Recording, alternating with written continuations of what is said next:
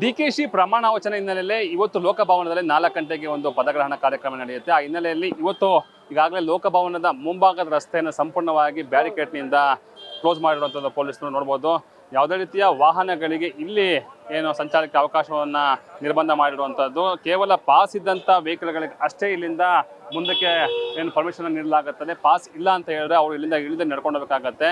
In case ಅದೇನೋ ಮುಂದೆ ಕೂಡ ವೆಹಿಕಲ್ಗೂ ಕೂಡ ಪಾಸ್ ಇರಬೇಕು. ವೆಹಿಕಲ್ ಪಾಸ್ ಇಲ್ಲ ಅಂದರೂ ಕೂಡ ಇಲ್ಲಿಂದ ಅವ್ರನ್ನ ಬಿಡೋದಿಲ್ಲ. ವೆಹಿಕಲ್ ಪಾಸ್ ಇದ್ದಂಥವ್ರನ್ನ ಇಲ್ಲೇ ತಡೆದು ನಿಲ್ಲಿಸಲಾಗುತ್ತೆ. ಮತ್ತು ಇಲ್ಲಿಂದ ಏನು ರಾಜಭವನದ ಏನೋ ಒಂದು EV ಗಾಡಿಗಳೇನಿದೆ ಆ ಗಾಡಿಯಲ್ಲಿ ಅವ್ರನ್ನ ಕರ್ಕೊಂಡು ಹೋಗುವಂಥ ಕೆಲಸಗಳು ಕೂಡ ಇಲ್ಲಿ ಆಗಿರುವಂಥದ್ದು. ಇಲ್ಲಿ ನೋಡ್ಬೋದು ಈಗಾಗಲೇ ಸಾಕಷ್ಟು ಪೊಲೀಸ್ನವರು ಇಲ್ಲಿ ಒಂದು ಬ್ಯಾರಿಕೇಡನ್ನು ಅಳವಡಿಕೆ ಮಾಡಿ ರೋಡನ್ನು ಕ್ಲೋಸ್ ಮಾಡಿರುವಂಥದ್ದು. ಪಾಸ್ ಇದ್ದವ್ರನ್ನ ತಪಾಸಣೆ ಮಾಡಿ ಬಿಡ್ತಿರುವಂಥದ್ದು. ಪಾಸ್ ಇಲ್ಲ ಅಂತ ಸಂದರ್ಭದಲ್ಲಿ ಅವ್ರನ್ನ ವಾಪಸ್ ಕಳಿಸುವಂಥ ಕೆಲಸವನ್ನು ಕೂಡ ಪೊಲೀಸರು ಮಾಡ್ತಾ ಇದ್ದಾರೆ.